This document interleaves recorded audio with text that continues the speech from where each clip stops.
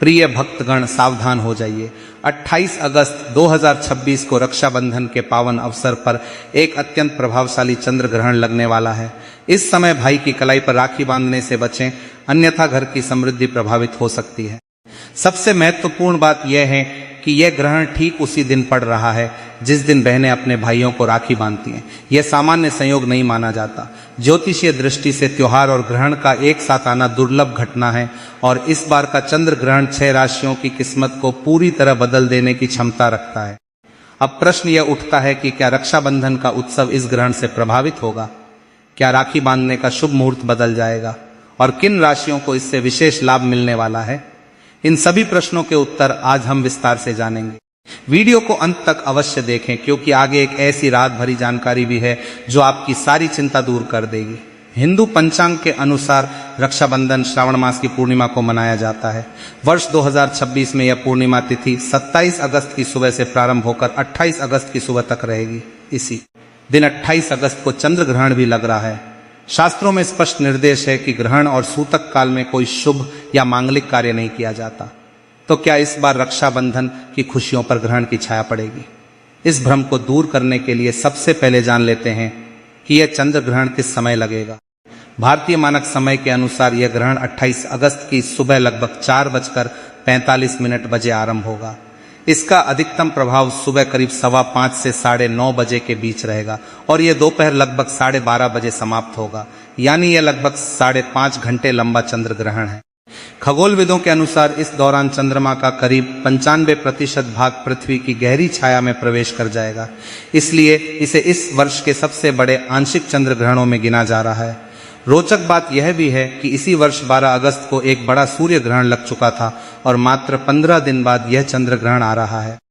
ज्योतिष में इतने कम अंतराल पर आने वाले 2 ग्रहणों को दुर्लभ ग्रहण युग्म कहा जाता है, जिसका प्रभाव सामान्य ग्रहणों से कहीं अधिक गहरा माना जाता है। दोनों ही ग्रहण भारत से दिखाई नहीं दिए थे और न ही यह चंद्र ग्रहण भारत में दृश्य होगा। यानी इस युग्म का प्रत्यक्ष प्रभाव भारत की भूमि पर नहीं पड़ेगा। यद्यपि ज्योतिषी इसे सूक्ष्म ऊर्जा स्तर पर वैश्विक प्रभाव अवश्य मानते हैं। ज्योतिष शास्त्र कहता है कि जब एक ही पखवाड़े में सूर्य और चंद्र दोनों ग्रहण आते हैं तो यह बड़े परिवर्तनों का संकेत होता है, व्यक्तिगत जीवन में भी और वैश्विक स्तर पर भी। कुछ ज्योतिषी मानते हैं कि इस काल में सोच समझ कर लिए गए महत्वपूर्ण निर्णय, जैसे नया व्यवसाय आरंभ करना, बड़ा निवेश या करियर में बदलाव, दीर्घकाल में लाभकारी सिद्ध हो सकते हैं। अतः यह समय केवल सावधानी का नहीं बल्कि सजग रहकर सही अवसर पहचानने का भी है। अब सबसे रात भरी बात सुनिए। यह चंद्र ग्रहण भारत में बिल्कुल दिखाई नहीं देगा। जिस समय ग्रहण लग रहा होगा भारत में दिन का प्रकाश होगा और चंद्रमा क्षितिज के नीचे होगा, यानी आसमान में चंद्रमा उपस्थित ही नहीं होगा। यह ग्रहण मुख्यतः अमेरिका, यूरोप, अफ्रीका और पश्चिमी एशिया के कुछ भागों में ही दृष्टिगोचर होगा। भारत, पाकिस्तान, बांग्लादेश सहित पूरे दक्षिण एशिया से यह पूर्णतः अदृश्य रहेगा। शास्त्रों के अनुसार जब कोई ग्रहण किसी स्थान से दिखाई ही नहीं देता तो वहां सूतक काल भी लागू नहीं होता। इसका सीधा अर्थ यह है कि भारत में इस बार रक्षाबंधन पर किसी प्रकार का सूतक दोष नहीं लगेगा। मंदिरों के कपाट सामान्य रूप से खुले रहेंगे और बहनें बिना किसी बाधा के अपने भाइयों की कलाई पर राखी बांध सकेंगी। अतः यह चंद्र ग्रहण ज्योतिषीय दृष्टि से महत्वपूर्ण होने के बावजूद रक्षाबंधन के उत्सव पर कोई प्रतिकूल प्रभाव नहीं डालेगा। अब राखी बांधने के शुभ मुहूर्त की बात करें। पंचांग के अनुसार 28 अगस्त की सुबह लगभग 4:45 बजे से पूर्णिमा तिथि समाप्त होने तक का समय राखी बांधने के लिए शुभ रहेगा। इस अवधि में भद्रा भी नहीं रहेगी, इसलिए बहनें निश्चिंत होकर इसी मुहूर्त में राखी बांध सकती हैं। चूंकि ग्रहण भारत में दिखाई नहीं देगा, इसलिए इस मुहूर्त पर ग्रहण का कोई प्रभाव नहीं पड़ेगा। राखी बांधने की सरल एवं संपूर्ण विधि भी जान ले ताकि पूजा में कोई कमी न रहे। सबसे पहले स्नान करके स्वच्छ वस्त्र धारण करें, फिर एक थाली सजाएं जिसमें रोली, अक्षत, दीपक, मिठाई और राखी रखी हो। सबसे पहले भगवान गणेश की वंदना करें, क्योंकि किसी भी शुभ कार्य से पूर्व गणेश पूजन आवश्यक माना जाता है। इसके बाद भाई को स्वच्छ आसन पर बिठाएं, उसके माथे पर रोली और अक्षत से तिलक करें, दीपक से आरती उतारें, फिर दाहिने हाथ की कलाई पर राखी बांधें और अंत में मुंह मीठा कराएं। राखी बांधते समय यह भाव रखें कि यह धागा भाई की रक्षा और दीर्घायु के लिए बांधा जा रहा है तथा भाई भी बहन की रक्षा का वचन दे। यदि चाहें तो यह पारंपरिक श्लोक भी उच्चारित कर सकती हैं। येन बद्धो बलि राजा दानवेंद्रो महाबल, तेन त्वाम्पि बदनामी रक्षे मा चल। इसका सरल अर्थ है, जिस रक्षा सूत्र से महाबली राजा बलि बांधे गए थे, उसी से मैं तुम्हें बांध रही हूं। हे रक्षा सूत्र, तुम कभी डगमगाओ मत। यदि संस्कृत श्लोक कठिन लगे तो मन ही मन भाई की भलाई और दीर्घायु की प्रार्थना करना भी उतना ही शुभ माना जाता है। अब संक्षेप में समझ ले कि चंद्र ग्रहण होता कैसे है। जब पृथ्वी सूर्य और चंद्रमा के ठीक मध्य में आ जाती है तो पृथ्वी की छाया चंद्रमा पर पड़ती है, जिससे चंद्रमा का प्रकाश फीका पड़ जाता है। यह घटना केवल पूर्णिमा के दिन ही संभव होती है। इस बार का ग्रहण आंशिक है, अर्थात चंद्रमा का अधिकांश भाग छाया में आएगा, लेकिन पूर्णतः नहीं ढकेगा। ज्योतिष में इसे इसलिए महत्वपूर्ण माना जाता है क्योंकि इस दौरान सूर्य और चंद्रमा दोनों की स्थिति परिवर्तित होती है, जिसका प्रभाव सभी 12 राशियों पर भिन्न भिन्न रूप से पड़ता है। धार्मिक ग्रंथों में चंद्र ग्रहण की एक प्राचीन कथा भी प्रचलित है। समुद्र मंथन के समय जब अमृत निकला तो असुर स्वरभानु छल से देवताओं की पंक्ति में बैठकर अमृत पी गया। सूर्य और चंद्रमा ने भगवान विष्णु को सचेत किया। भगवान ने अपने सुदर्शन चक्र से उसका सिर धड़ से अलग कर दिया, परंतु तब तक वह अमृत पी चुका था, इसलिए उसका सिर राहु और धड़ केतु के रूप में अमर हो गया। तभी से राहु केतु सूर्य और चंद्रमा से बदला लेने के लिए समय समय पर उन्हें ग्रस लेते हैं। यही घटना सूर्य एवं चंद्र ग्रहण के रूप में दिखाई देती है। यह पौराणिक मान्यता विज्ञान की दृष्टि से भिन्न हो सकती है, परंतु भारतीय संस्कृति में इसे बड़ी श्रद्धा से स्मरण किया जाता है। विज्ञान की दृष्टि से राहु और केतु छाया ग्रह हैं। इनका कोई भौतिक शरीर नहीं होता। ये चंद्रमा की कक्षा के 2 विशेष बिंदु उत्तर और दक्षिण चंद्रपात हैं। जब सूर्य, चंद्रमा और पृथ्वी इन्हीं बिंदुओं के समीप एक सीध में आते हैं, तभी ग्रहण की खगोलीय घटना घटित होती है। इस प्रकार विज्ञान और अध्यात्म दोनों अपने अपने दृष्टिकोण से इस घटना की व्याख्या करते हैं। चूंकि यह ग्रहण भारत से दिखाई नहीं देगा, इसलिए भारत में रहने वाले लोगों के लिए किसी भी प्रकार के परहेज या विशेष सावधानी की आवश्यकता नहीं है। खाना बनाना, भोजन करना, पूजा पाठ सब कुछ सामान्य दिनों की भांति चलता रहेगा। गर्भवती महिलाओं को भी इस बार किसी अतिरिक्त एहतियात की जरूरत नहीं है।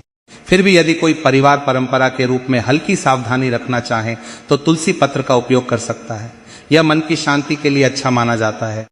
जिन देशों में यह ग्रहण वास्तव में दिखाई देगा, वहां परंपरागत नियम लागू होते हैं। नुकीली वस्तुओं का प्रयोग न करना, नया भोजन न बनाना और जितना संभव हो भगवान का स्मरण करना। गर्भवती महिलाओं को सुई धागे का प्रयोग न करने, कोई वस्तु न काटने छीलने तथा पेट पर हल्का चंदन या गेरू लगाने की सलाह दी जाती है। ग्रहण समाप्त होने के बाद स्नान कर गंगाजल छिड़कना शुभ माना जाता है, परंतु भारत में बसे भक्तों को इनमें से किसी नियम का पालन करने की आवश्यकता नहीं है। विदेश में रहने वाले भारतीय परिवार यदि ग्रहण दिखाई देने वाले क्षेत्रों में हैं, तो ग्रहण समाप्ति के पश्चात स्नान, घर की शुद्धि और गंगाजल छिड़ककर रक्षाबंधन की रस्म करना अधिक उचित रहेगा। भारत में बसे परिवारों के लिए सुबह के मुहूर्त में निश्चिंत होकर राखी बांधना पूर्णतः सुरक्षित एवं शास्त्र सम्मत है। एक अंतिम और अत्यंत आवश्यक बात, ग्रहण दिखे या न दिखे, भाई बहन के रिश्ते में सच्चा प्रेम और पारस्परिक सम्मान ही सबसे बड़ी पूंजी है। इस दिन बहनें अपने भाई की भलाई की कामना करें और भाई भी बहन की रक्षा एवं सम्मान का वचन निभाएं। यही रक्षाबंधन की वास्तविक भावना है, जो किसी भी खगोलीय घटना से ऊपर है। अब उन 6 भाग्यशाली राशियों की चर्चा करें जिनकी किस्मत इस चंद्र ग्रहण के बाद बदलने की संभावना जताई जा रही है। यह जानकारी पारंपरिक ज्योतिष मान्यताओं पर आधारित है। पहली राशि मेष। मेष राशि वालों के लिए यह ग्रहण करियर और व्यवसाय दोनों में उन्नति ला सकता है। लंबे समय से रुका व्यापार गति पकड़ सकता है। धन प्राप्ति के नए मार्ग खुलने की संभावना है। बस जल्दबाजी में बड़े निर्णय से बचें। समाज में मान सम्मान बढ़ेगा। हर सोमवार शिवलिंग पर जल अर्पित करें। दूसरी राशि मिथुन। नौकरी में तरक्की या नई नौकरी के अवसर मिल सकते हैं। फंसा हुआ धन वापस आने के योग हैं। नया वाहन या संपत्ति खरीदने का समय भी शुभ माना गया है। हर सोमवार गाय को रोटी खिलाएं। तीसरी राशि कन्या। शत्रुओं पर विजय और मानसिक शांति मिलेगी। नौकरी की पुरानी समस्याएं कम होंगी। विवाह एवं विदेश यात्रा के भी योग बन रहे हैं। संतान सुख की इच्छा पूरी होने की संभावना है। सोमवार को दूध मिश्री मिला जल शिवलिंग पर अर्पित करें, तांबे या मिट्टी के पात्र में। चौथी राशि धनु। स्वास्थ्य में सुधार और सामाजिक सम्मान बढ़ेगा। पुरानी बीमारियां ठीक होने लगेंगी। शनि मंगल दोष में भी राहत मिल सकती है। घर में समृद्धि आएगी। पांचवी राशि मकर। नए अवसर और रिश्तों में मजबूती मिलेगी। करियर में नई राह खुल सकती है। सरकारी नौकरी के योग भी बन रहे हैं। नया व्यवसाय आरंभ करने का समय अनुकूल है। छठी राशि मीन। आध्यात्मिक उन्नति और मानसिक स्थिरता का काल है। की गई साधना का विशेष फल मिलेगा। पारिवारिक रिश्तों में मिठास बढ़ेगी। विद्यार्थियों के लिए एकाग्रता बढ़ाने वाला समय है। शेष राशियों के जातकों को थोड़ा धैर्य रखने की सलाह दी जाती है। विशेषकर धन के लेन देन और वाणी पर नियंत्रण रखें। वृषभ वाले खर्च नियंत्रित रखें, कर्क वाले पारिवारिक बातचीत में संयम बरतें, सिंह वाले स्वास्थ्य का ध्यान रखें, तुला वाले यात्रा में सावधान रहें, वृश्चिक वाले कानूनी कागजों में जल्दबाजी न करें और कुंभ वाले वाहन चलाते समय अतिरिक्त सतर्कता बरतें। रक्षाबंधन के दिन कुछ विशेष उपाय भी जा सकते हैं जो भाई बहन के रिश्ते को और दृढ़ बनाते हैं। राखी बांधने से पहले तिलक अवश्य लगाएं, थाली में रोली, अक्षत, दीपक और मिठाई अवश्य रखें। भाई का मुख पूर्व या उत्तर दिशा की ओर हो। राखी के बाद नारियल देना भी शुभ माना जाता है। रक्षाबंधन की एक प्राचीन कथा है। देवासुर संग्राम के समय इंद्र की पत्नी इंद्राणी ने इंद्र की कलाई पर पवित्र धागा बांधा था, जिसकी शक्ति से इंद्र विजयी हुए। इसी परंपरा को बाद में भाई बहन के रिश्ते से जोड़ा गया। एक अन्य प्रचलित कथा के अनुसार श्री कृष्ण की उंगली कटने पर द्रौपदी ने अपनी साड़ी का टुकड़ा बांध दिया था और श्री कृष्ण ने उसी क्षण उनकी रक्षा का वचन दिया था, जिसे उन्होंने चीरहरण के समय निभाया भी। राशि के अनुसार राखी के रंग का भी महत्व बताया गया है। मेष एवं सिंह लाल, वृषभ एवं तुला सफेद या हल्का गुलाबी, मिथुन एवं कन्या हरा, कर्क सफेद या चांदी जैसा, धनु एवं मीन पीला, वृश्चिक लाल या मैरून, मकर एवं कुंभ नीला या काला। यदि राशि ज्ञात न हो तो लाल या पीली राखी सामान्यतः सभी के लिए शुभ मानी जाती है। जिन बहनों के भाई विदेश में हैं या इस दिन साथ नहीं हो पाते, वे गणेश या कृष्ण की तस्वीर के सामने राखी रखकर पूजा करें और बाद में डाक कुरियर से भेज दें। जिनके सगे भाई नहीं हैं, वे चचेरे ममेरे भाइयों या भाई समान संबंधियों को राखी बांध सकती हैं। श्रावण पूर्णिमा होने के कारण इस दिन शिव पूजन भी विशेष फलदायी माना जाता है। राखी के बाद शिवालय जाकर जल अर्पित करें। जरूरतमंदों को भोजन एवं वस्त्रदान करना भी अत्यंत पुण्यदायी है। कई परिवारों में इस दिन रक्षा सूत्र या यज्ञोपवीत बदलने की परंपरा भी निभाई जाती है। श्रावण पूर्णिमा देश के विभिन्न भागों में अलग अलग नामों से मनाई जाती है। महाराष्ट्र में नारियल पूर्णिमा, उत्तर भारत में कजरी पूर्णिमा तथा दक्षिण भारत में अवनी अवित्तम। रक्षाबंधन इसी व्यापक परंपरा का एक महत्वपूर्ण अंग है।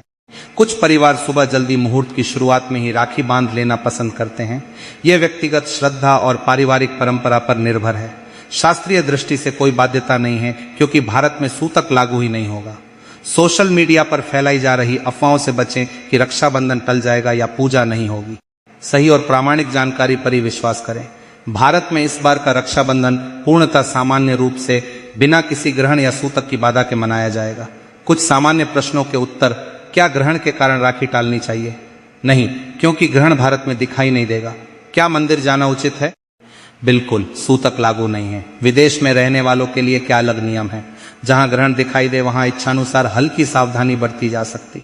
क्या ग्रहण का कोई सकारात्मक पक्ष भी है? हाँ, यह बदलाव की ऊर्जा लेकर आता है और सकारात्मक दृष्टिकोण अपनाने पर नई शुरुआत का संकेत बन सकता है। अंत में इतना ही कहना पर्याप्त होगा, ग्रहण कितना भी दुर्लभ क्यों न हो, भाई बहन के रिश्ते की मिठास और सच्चा प्रेम ही सबसे बड़ी शुभता है। इस रक्षाबंधन पर अपने प्रियजनों के साथ खुशी से समय व्यतीत करें, एक दूसरे का सम्मान करें और भगवान शिव तथा माता पार्वती से परिवार की सुख समृद्धि की प्रार्थना करें। हे भोलेनाथ, इस रक्षाबंधन पर हर भाई बहन के रिश्ते में प्रेम और विश्वास बना रहे। दूर रहकर भी स्मरण करने वाली बहनों का स्नेह अक्षुण्ण रहे और वचन लेने वाले भाई सदैव अपने वचन पर खरे उतरे। इस चंद्र ग्रहण की घटना हमारे घर परिवार की खुशियों पर कोई प्रभाव न डाले। सभी का जीवन सुख समृद्धि और पारस्परिक प्रेम से परिपूर्ण रहे। यदि यह जानकारी उपयोगी लगी हो तो वीडियो को लाइक करें, कमेंट में हैप्पी रक्षाबंधन लिखकर अपनी राशि अवश्य बताएं और इस जानकारी को अपने परिवार एवं मित्रों के साथ साझा करें। धन्यवाद। हैप्पी रक्षाबंधन।